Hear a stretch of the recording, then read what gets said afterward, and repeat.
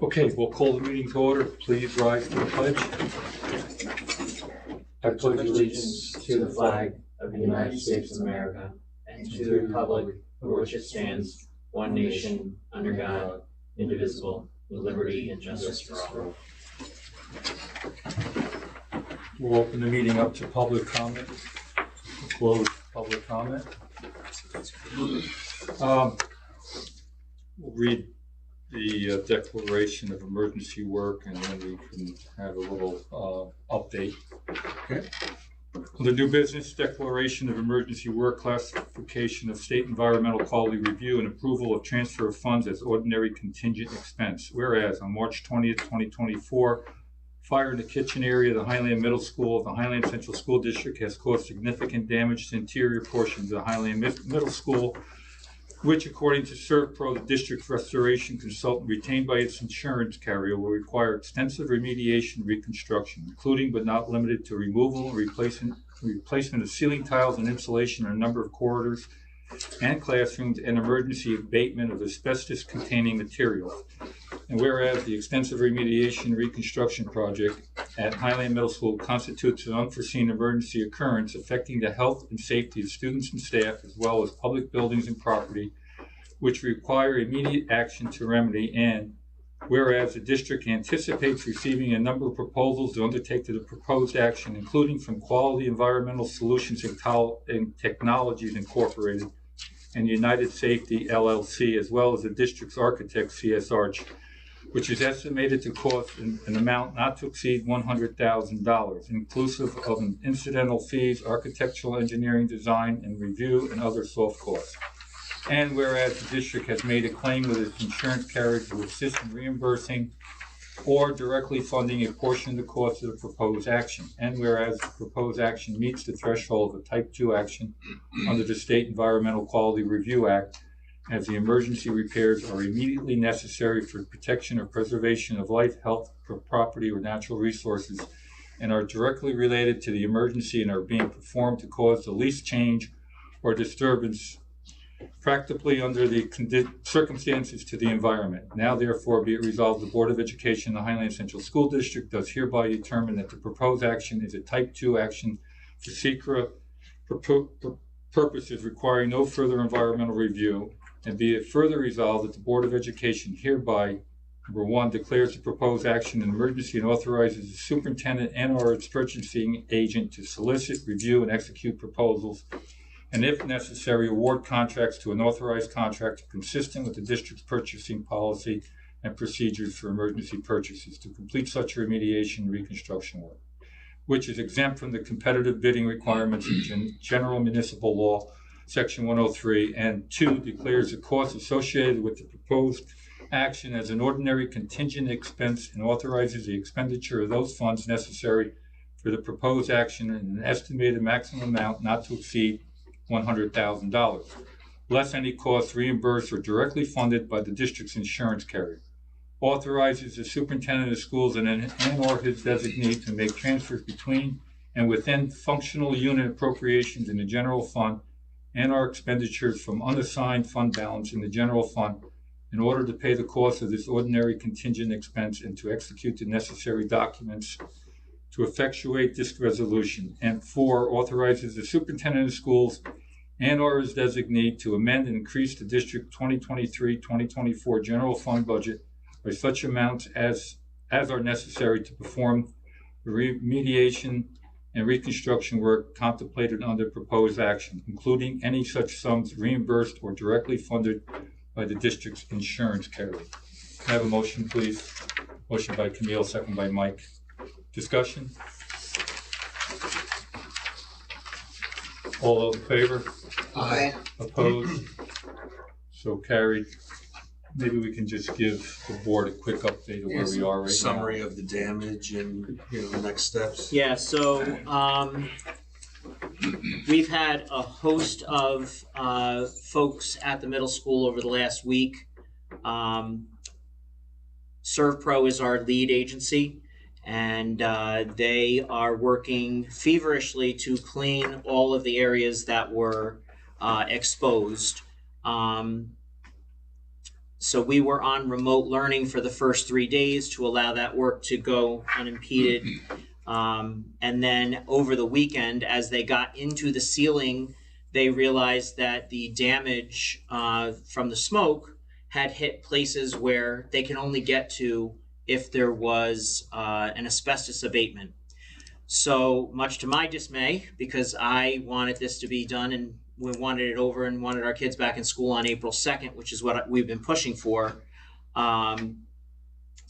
The insurance carrier and representatives from ServPro, United, Quest, and NICER indicate that we are not going to be able to remediate that smoke damage in the corridors and some classroom spaces without a full abatement. So I was recommended to call an emergency board meeting to declare this an emergency so that we can go about this in an expedited fashion, as expedited as we can, but we also want to make sure that we're doing everything we can and within the safety guidelines that are set forth by State Education Department for health and safety of our students and our staff. And we know the insurance the insurance runs point on these Correct. types of things. So the damage that we're looking at with the asbestos abatement is, and Pete's here, so if I misspeak on what it actually is, I think I understand. There are tiles above the ceiling that we see. There are old tiles in the building from previous roofs and ceilings. That area above the kitchen was some sub ceilings in that there. Was a gym Yeah. at one point. Yeah. So there are very porous tiles that were glued to the underneath of that roof structure. Those all have to be removed. So when they tested the glue that was in those areas, the glue all came back as hot with asbestos. So we can't touch those tiles until the asbestos abatement is completed. So in abating the asbestos, they're removing those tiles because you can't get to the glue behind the tile Correct. until you remove the tile. And they have to be done under containment. Okay. So we are currently, the last couple of days, I have cleared out lockers of student lockers, band lockers, teachers that need materials from their room. They've been sending in lists of things, and we've been trying to get as much of that material so that they can continue on with remote learning for at least the week when we come back from the spring break. None of us like remote. We'll do it as an alternative for as little time as we possibly can. We have been exploring options at relocating program so that students can be back in a face-to-face learning environment as soon as possible. Many of those areas, there's 360 students and probably 75 staff members that we would have to house somewhere. So we've been going through every idea that anybody can give us about spaces. We've looked as far north as Kingston to Coleman High School. Coleman High School has been sold, so that is no longer an option. West Park, we were told, was sold to a private investor, and that was no longer an option. But we got a phone number of somebody for that today, so we will explore that again tomorrow. St. Augustine's is one that comes up over and over again. Why can't we just go there? So Mr. Miller and his team have explored that as well. St. Augustine's is going through an abatement process with their roof right now, and they have a roofing project going on. So in the short term, we wouldn't be able to go there either. I'm also told that St. Augustine's has stopped basketball there for the next 6 weeks or so. We have looked at the Poughkeepsie Grand to see if there are rooms available there on the first floor, the banquet halls with their funding structure and events that are planned, and they're also going through some renovations, so that is no longer an option. We called Marlboro to see if Milton Elementary School was an option. that has all been basically utilized, so that is no longer something that we can consider. Check new paltz too. I'm sorry? Check new paltz also. We check new paltz also for space. Okay. Well, I don't know what agency in New Paltz we checked. We have I Pete and I went haven't spoken. through BOCES on that. Okay. So I was going to say I reached out to Dr. Schenker at Ulster BOCES to see if he had any BOCES space, but as we know, BOCES is going through some constraints as well. So we're running pretty dry on options. So my team over the last 2 days has been looking at our own facilities to see what we can do. This is not optimal, but we are investigating the possibility of middle school moving into this building temporarily and containing them separately from the high school population, moving some of the high school classes from the back of the building to the front to kind of fill in, if there's a vacant room, fill in those areas in the front, and turning the G wing, which is a contained hallway, possibly into a 6th grade wing, reconfiguring our gymnasium at the high school with some portable soundproofing walls to make up to, and this number is not firm yet, 8 or 9 partition pods. spaces. Right. And we would try to put the classes, this is middle school, so no class in a middle school is ever 100% quiet. But in that kind of a space, you want to minimize your noise. So we are looking at the gymnasium as putting some of the classes that are more reading focused in there. The auditorium, the upper deck. The upper deck would serve as a meeting place for physical education classes, not to hold the class, but to meet with them. And thankfully, we're in the time of year, just like in COVID, we get them outside. The only time we would have to manage them the students inside the building would be if it were raining or something like that outside. But partitioning the building in a way that it is a separate middle school within the high school footprint. Not an easy task to do, but we worked many hours on this over the last couple of days. We would divide up the high school library into a couple of classrooms with those walls. I said the G wing, we would probably take 4 or 5 classes from that and move those classes into, so like there wouldn't be a French room. French would be in multiple rooms and the teacher would move period to period and fill in. They may have French in a science room or in a math room. Yeah, almost a flex scheduling just to accommodate for kids. Did I say everything? So we are working those plans out as an option. If we have not figured out whether that's 100% going to work yet. That's a process. So we will make that determination hopefully tomorrow. We will create materials to get out to families as soon as we know for sure that this is what we're going to do. I am looking to Ulster BOCES to help me provide a video that can go on the website to explain all of this to the parents. We would then have, if we're doing this plan, we would phase in the students back, or for the middle school level, into this building so that we could make sure that we're doing it and people are not impacted in a negative way. There's already trauma associated with this.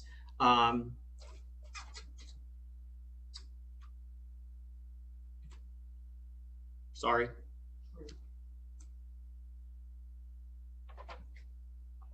May I have Pete? We don't want our students, so we know there are pictures of some of the damage. I have asked over and over again.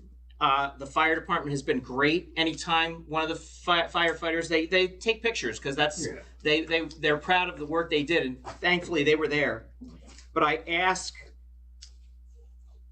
that those pictures not be put up because I know what it's doing to me and to him and to her. Difficult. We don't want our students to feel that. Right. Thank you, Joel. Peter, could you just give the board a quick snapshot of what the abatement's going to entail as far as areas and how the fire affected those areas, just so that they're updated on that? So in the kitchen area, the fire was in the left area of the kitchen and basically what we call the can room and the snack room. So there was heavy hot fire there that got out into the kitchen area. It caused a lot of smoke damage and some heat damage in the kitchen area. Upon entering the building, there was no smoke in the immediate foyer.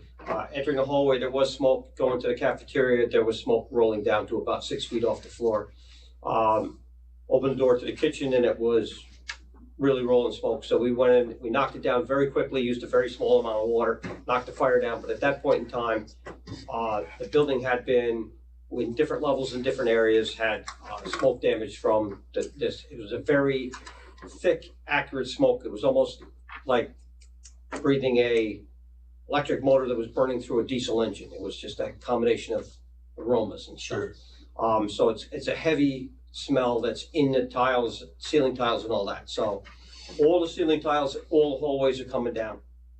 The ceiling tiles in the rooms that have 12 by 12s above them, and the hallways also have 12 by 12 tiles from possibly original construction going all the way back to 39, 38.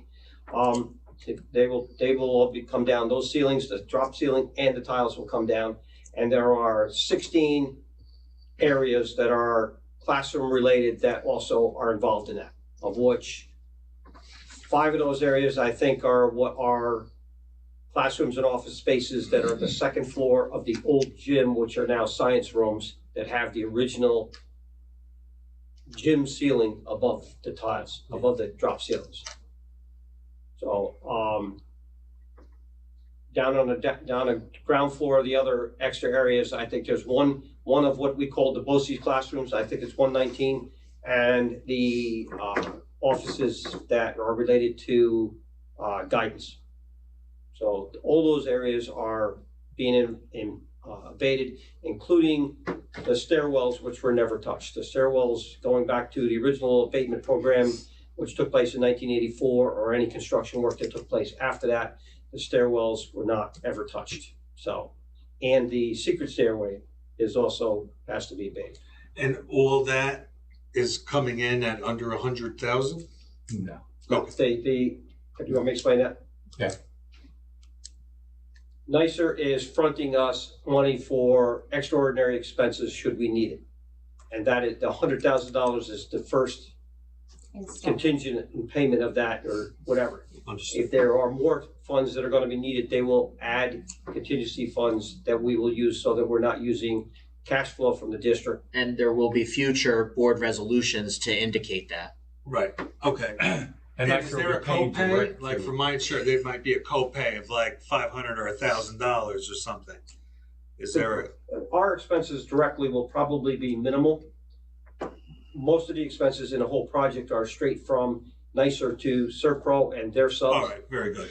So there's very little that will come directly to us. If we have companies coming in and evaluating cameras and equipment and IT equipment and all that kind of stuff, they're evaluating that and their invoices are being presented to Serpro.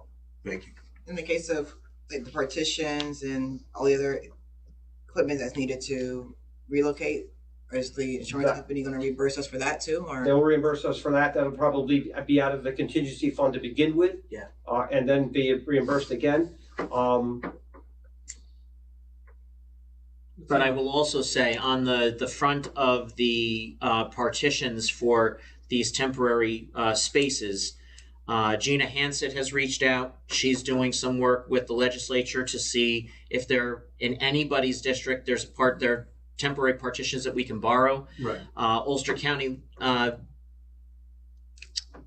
County Executive has reached out to us to see. She actually has somebody that used to work for state ed, so she gave some advice today on getting those. But we also can get them through the monies with NYSER. Of course, we'd love to borrow things and not spend if we don't have to. Sure. because then after this is all said and done, then we have all of these partitions here. What do we do with them? I thought that was a good summary. Excuse me? I know, it's an excellent The summary. I petitions know there's a we're lot of looking at details to are- recount. Everything we're looking at is right now is either borrowed or rented. Okay, we found a company with folding petitions they fold out to 24 feet long, so you can do classrooms rather quickly, and they're stable. We've also talked to County Emergency Management, because County Emergency Management has all the partitions that they had when they made all the queues for COVID shots. So we don't know how many linear feet of that there is. We probably need somewhere in the vicinity of 650 linear feet of partitions. So we're attacking every option that we can come up with. Sounds good, guys. Thank you. And I want to personally thank, and I think the board wants to thank them also. Pete Miller was there from the moment the alarm came in, and has spent numerous hours since then, nonstop weekend, this past weekend. I don't think he's got much sleep. Joel has spent many hours at the school behind the scenes. That morning, Lindsay was there early in the morning. She spent a lot of time jumping through hoops to get everybody moving in the right direction. Rich from technology was also there.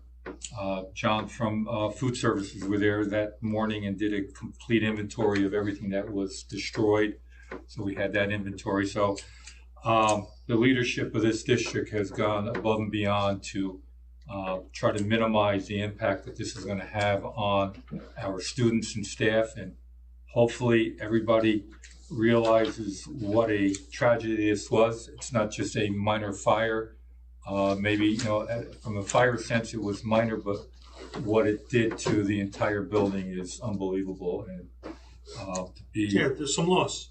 Err on the side of caution. NYSER is looking out for the safety of everyone, and that's where we are right now. So hopefully we can move through this in a quick mode and have the kids back in school. I think we would be remiss also if we didn't mention that the Marlboro School District and the Kingston School District have they've let us borrow some of their kitchen equipment. And this was when we were thinking we were getting back in there on April 2nd so that we could have some temporary lines. But if we're going to do it in this building, we'll manage it with what we have, but it's nice to know that we have this backup equipment at the ready. So any one of us can be in this situation, and this is when community needs to come together, and ours will as well. Absolutely.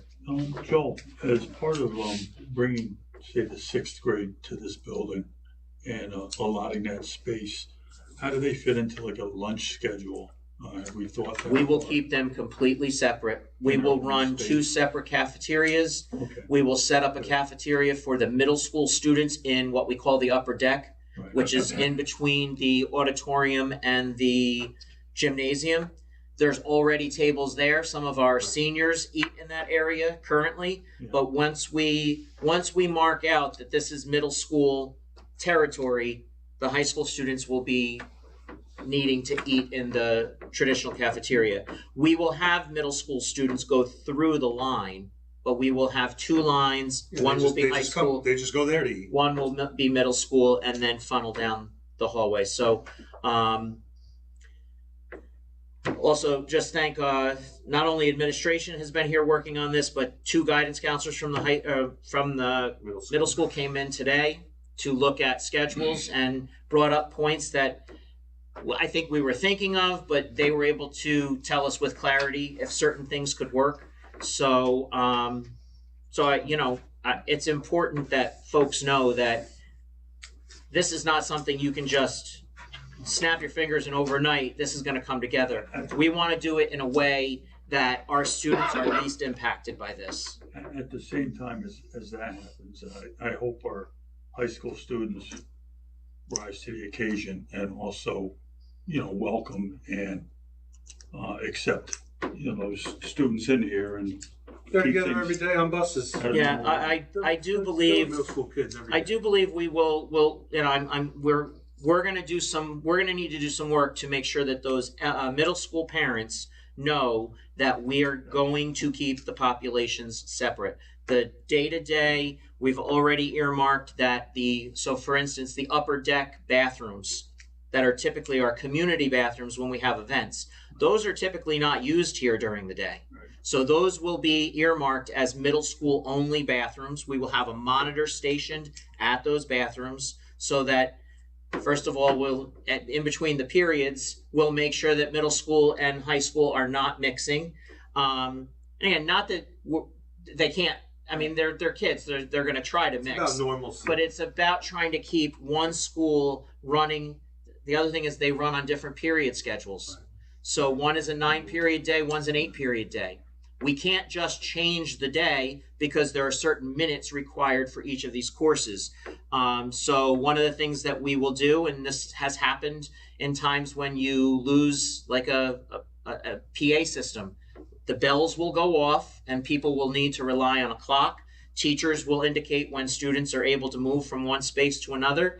And for the most part, middle school and high school will not be transitioning at the same time. There may be a period or two where they're a minute or two apart, but for the most part, it's off by just enough minutes that we get one settled before the next one moves. But again, they're not going into each other area other than maybe for band and chorus.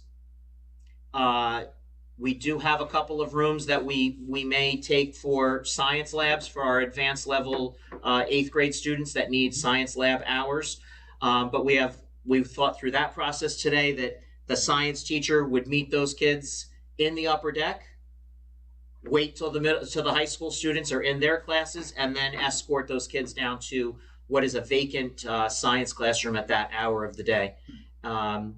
High school students will dismiss the building first because their day ends a few minutes before middle school. They'll get on the buses, then we'll dismiss the middle school, just like if they were to go down and pick up the middle school a few minutes later. So we do think that there are ways to make this work. We just need the support of the community, we need the support of the board, and we just need people to stay positive for our kids. Yeah. Peter, I know the capital project, the field reconstruction is going to start in a couple of weeks. Is that going to have any impact? I know we're going to have additional staff parking up here. Is that going to be adjusted so it doesn't impact traffic flow? We've talked about this in numerous discussions that we've had with this whole thing as far as placement and everything. We are going to lose some parking spaces and stuff. I am going to talk to Wilco that if we need space over there that we can use it. For staff, not for kids walking across the road. Right. And deal with it that way, because we're going to lose some parking spaces along the bus compound in the back of the parking lot. And in the communication that will go home to the high school parents, we will encourage as many high school students to take the school bus as possible to eliminate student drivers in the parking lot. We're not going to ban it completely because we do realize that some students are either going to BOCES and then they're going to a job or vice versa. So this community is a good thing to ask for. Community has rallied before, and I'm sure if we put out the request, they will be there to help us. Have we asked Wilco's if we could, like, say, use that lot? That's He said he hasn't reached out to him yet. Across the street? Across the street. So we gotta have the students crossing the street. No. Not students. Staff. Staff. Staff, thank you. I'm sorry. Yeah, not students. But as far as the plans, and we're planning for the students and everything, how do we get the message out to the staff, the HSA and the HTA people? Well, I've been in close communication with both of their presidents who have indicated that they will support us 110% on whatever plan we come up with. So as soon as that plan is completely developed, obviously people are going to watch this and they're going to see what our initial thoughts are. As soon as everything is planned out, we will bring them into so that they are fully aware of what's expected. I think the teachers are just as eager to get back to school as the students. Remote learning it's okay for a day or two. It's okay on a snow day. It's not a replacement for face-to-face. Well, again, to see this all work, come together and all work, also sends a positive thoughts out to the public also. And that's what we want, Absolutely. The only other thought I had would be, and I'm sure you thought of it, would be the Civic Center. Since it really doesn't run programming during the day, it's a huge space with restrooms that. The only, maybe, are you talking the ice arena or are you talking the concert venue? Concert venue. I mean, we definitely can look into that. I do think that we would have some very concerned parents if we were taking them over to the city of Poughkeepsie. But, you know, that's, the other thing is transportation is one thing that is weighing on us. We want, these kids come and go every day on the same buses. Sure. We also would like to make sure that after school activities are still available for our middle school students. Yeah, I was just thinking modified it's closer sports. than Kingston. Yeah, no, Kingston's definitely out. Yeah. But that bridge traffic, Yeah, it's tough in the afternoon. Well, we could definitely look into that. But Moving 360 kids across the bridge is a problem. But also the Civic Center's probably got events that would cause you to have to break down or do something, and it just might be a headache. I got you. It's worth the look. Whatever you lay out. We're looking at everything, so we know we have. So it's just, you know. One of the other challenges I think that we've been thinking about is that some of our staff do travel down to the middle school. We have shared staff between the two buildings. So sharing them, they're already on the same campus, if we can work that out. Having kids access to their after-school activities, their modified sports, I know that was a concern of parents. Sure. The one downside to all of this is that our field is going to be taken soon. And so that area of the capital project will be underway. Yeah. The fencing is going up, and we have to keep students out of that area. So although we will be looking, if we're doing it here, looking for phys ed classes to be outside as much as possible, we won't be mixing the phys ed classes. We'll be asking them to be in 2 locations, and we actually have 3 that we're looking at as possibility to use that space. And as soon as there's more known, I will get it out. Anybody have any other questions? Yeah, just also just want to echo thank you to everyone for the work around the clock, just to kind of, safety is first. Yep. So that's, so taking care of the safety of everyone, and then, then getting kids back into some type of routine, whether it's remote or in person. As far as just the in-person, the remote, are they following their schedule right now? Yes. And it wasn't probably one of the letters you sent out, but I can remember. It might have been the first it one, was middle school. I don't know if I put it out, but I know middle school had a very thorough letter that went out about when to log in, what the times were. There were a couple of snafus here and there. We had a teacher or 2 that was out sick, and substitutes logging in was not necessarily an option, but they did post work, and the interim principal and interim assistant principal checked in on those students throughout the day. But again, that was only for 1 period. I didn't hear anything that it didn't go well, other than they were not excited that this could be a possibility. And I take a little bit of fault in that the letter that I sent out yesterday that said that this could be up to 12 weeks. I think people thought we were going remote for 12 weeks. That was not my intent. I tried to make it clear that we are doing everything in our power to get students back face to face. So in the next communication, it'll be, and I've had a couple of communications today with middle school families, just middle school alone. And I've spoken to parents that have come to pick up from lockers and from the band instruments. And they've all been super supportive. So that's appreciated. Mark, is your article going out tomorrow? In tomorrow's publication? Next week. Okay. Joel, was there any thought to Just in case there was an opportunity for correcting info. We discussed split sessions, but the difficult part with split sessions, that's a mindset and a framework from years and years ago. Yeah. We are mandated to have a number of days in session and a number of minutes. Yeah. And so if I don't meet those minutes, then I risk state aid. And so I can't run that risk. Split sessions also are not going to be, wouldn't be a convenient thing for parents. And It is a truncated day. it's a truncated day, but it would impact after school activities, it impacts sports. Yeah. We want to try to make this as normal as possible in an unnormal situation, if that's abnormal situation. I applaud all of you for doing that. And we know you're gonna need your team around you next week to kind of Yeah. really solidify any kind of plans. So, you know, you guys, as much as you can over the next few days, get some rest and recovery. It's gonna be busy. Everybody good? And just one more thing. Any kids that have like rely on the meals, there may be some families that That's another reason to get them back to school. Right. So social workers and psychologists have been reaching out to families if people are in that situation. John and his people have been very good at getting some food together and getting them to the families that rely on us for those 2 meals. I don't know that everyone is coming forward, but the food is there, so we need to. It's another reason to have them in person. Because then we can. It's almost a guarantee that they're going to eat.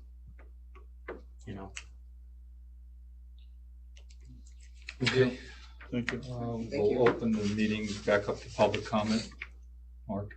I had a couple of questions. The fire was March 20th, about 1:30 in the morning? 242. 2:42. And a half. And do we have a cause yet? Accidental. But not by a person, No. We don't have a final report yet. okay? And you say about 12 weeks you think they'll take? That will be the maximum. We will be pushing very hard to get it done quicker than that. But not 12 weeks of remote. I want to be very clear. Do you know about how much remote you might do? I'm hoping one more. 1 week? It's not even a full week because Monday they have off as a give back. We're hoping for 4 days. So next week and then the following week you're hoping to be. We're hoping to institute have that plan. On location a somewhere. location, yes. Right. And it actually just does work out that if that's the day that they start, which would be April 8th, I believe, if that is the day they start, it's also the day that we are doing an early release for the Eclipse. Right. More for the elementary school because of those younger kids being on buses and staring at the sun. But it actually will be a benefit to the students that would be in this building for the first time.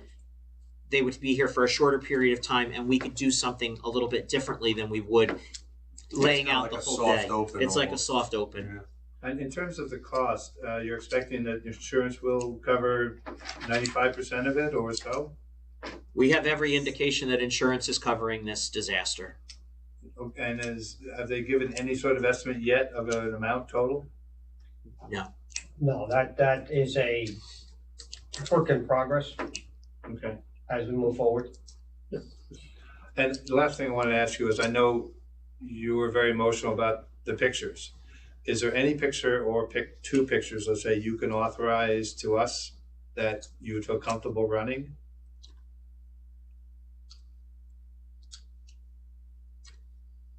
Maybe one of the firefighters outside the building.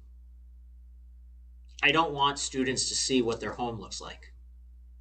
The outside pictures are just at the doorway, so to speak. Mm-hmm. And This has been devastating for me, my staff.